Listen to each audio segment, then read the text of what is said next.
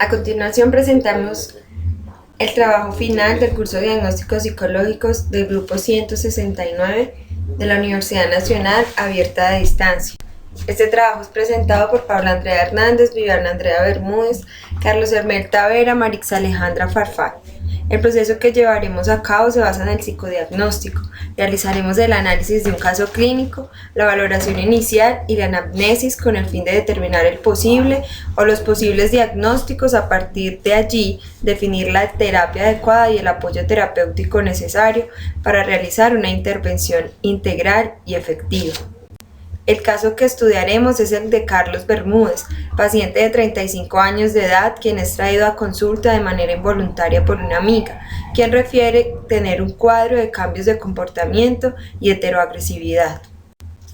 Como profesionales de psicología en formación, llevaremos a cabo 3 pasos fundamentales en el psicodiagnóstico: la anamnesis, valoración inicial, establecer el diagnóstico teniendo en cuenta los criterios de DSM-4 y CIE-10 y las pruebas a aplicar según el caso para su argumentación, y por último estableceremos la intervención integral de la que hablaremos más adelante.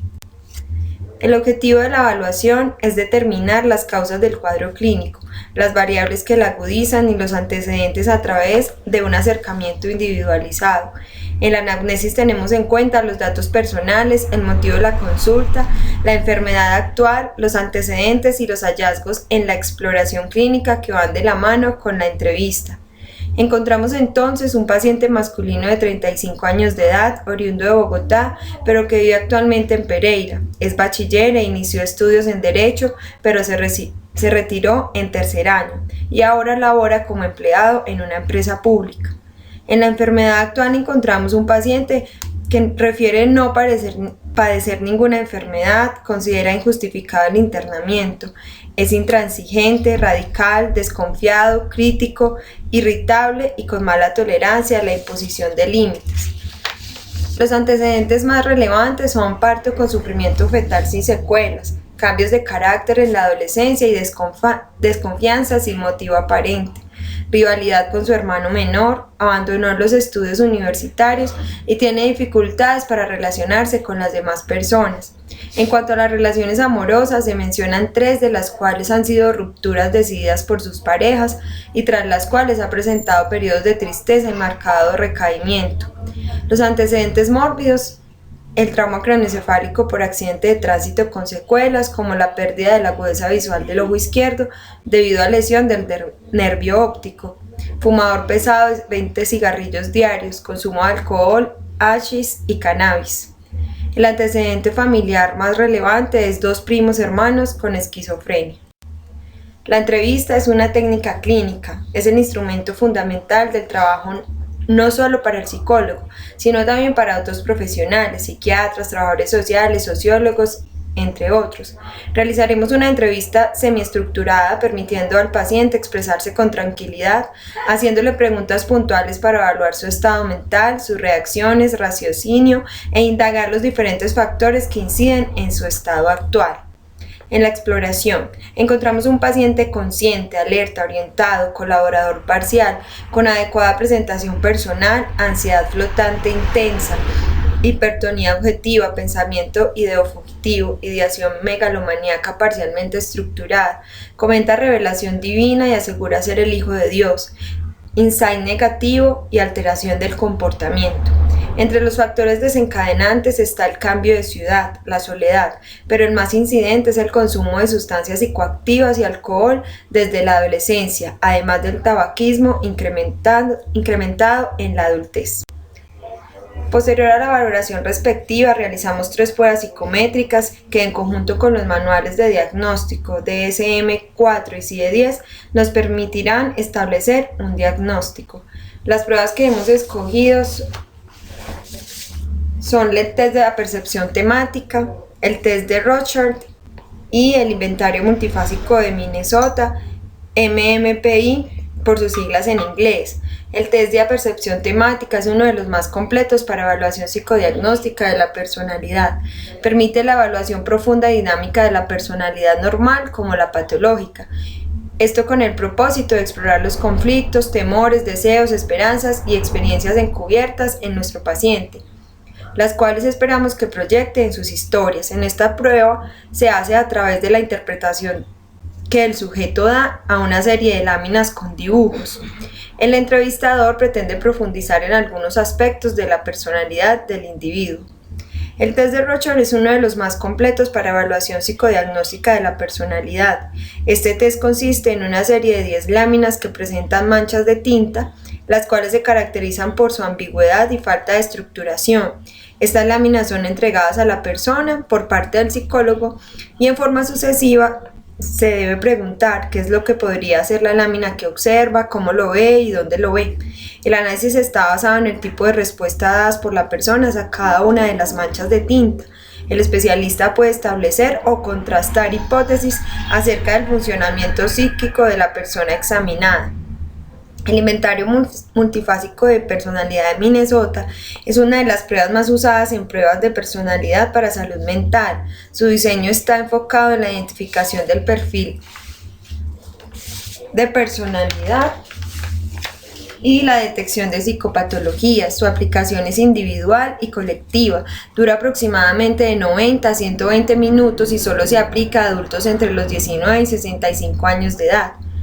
Registra escalas de validez y escalas clínicas básicas para la evaluación de un perfil básico. El contenido de los ítems varía cubriendo áreas como la salud mental, afectiva, neurológica, síntomas motores, actitudes sexuales, políticas y sociales, aspectos educativos, ocupacionales, familiares y maritales, manifestaciones de conductas neuróticas y psicóticas.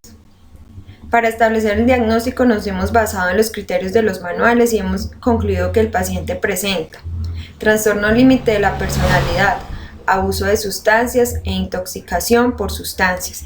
Para el trastorno límite de personalidad nos hemos basado en lo descrito en la valoración inicial y la clínica actual del paciente. Consideramos que cumple con un patrón general de inestabilidad en las relaciones interpersonales, la autoimagen y la efectividad, una notable impulsividad que comenzó al principio de la edad adulta y se da en diversos contextos, así como un patrón de relaciones interpersonales inestables e intensas caracterizado por la alternancia entre los extremos de idealización y de evaluación, alteración de la identidad en la autoimagen o el sentido de sí mismo acusada y persistentemente inestable.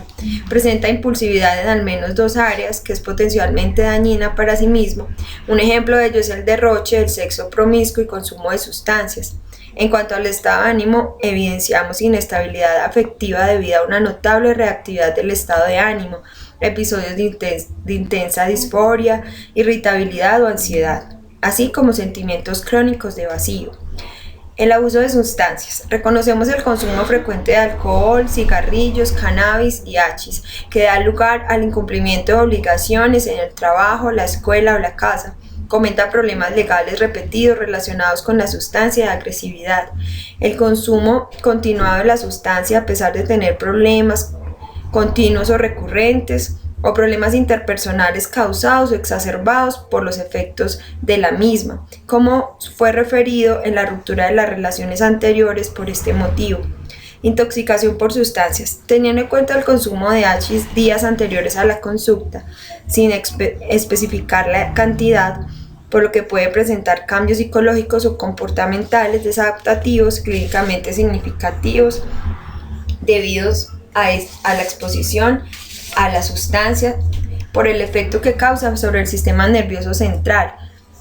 Puede presentar irritabilidad, labilidad emocional, deterioro cognitivo, deterioro de la capacidad de juicio, deterioro de la actividad laboral o social que se presentan durante el consumo de la sustancia o poco tiempo después.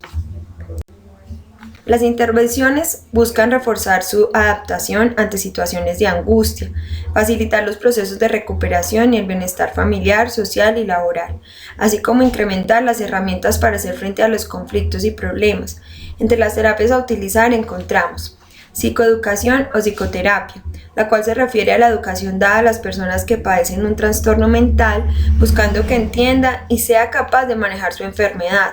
Se refuerzan las fortalezas y habilidades para enfrentar su situación, para evitar recaídas y contribuir a su propia salud y bienestar, así como las situaciones o lugares que agudizan su cuadro.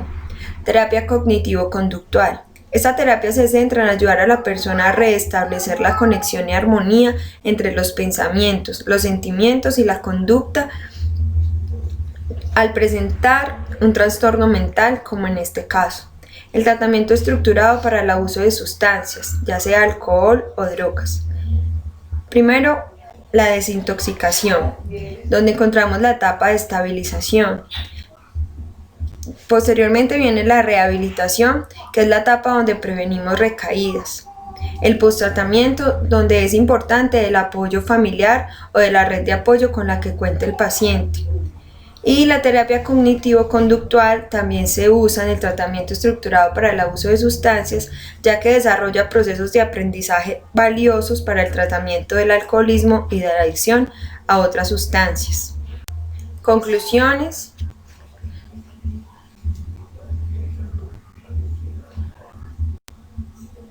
Las dificultades presentadas fue la realización de la evaluación y la entrevista frente a un paciente que tenía una actitud de desconfianza, era desafiante. Además, el tiempo y la complejidad de los inventarios que realizamos, aunque eran los aptos para el tipo de diagnóstico, la actitud del paciente no fue la más óptima. En recomendaciones, queremos hacer un énfasis importante en que es recomendable involucrar a familiares, amigos y compañeros del paciente para poder lograr una investigación y una intervención efectiva. Agradecemos su atención y esperamos que esta presentación haya cumplido con lo establecido en la guía y en la rúbrica.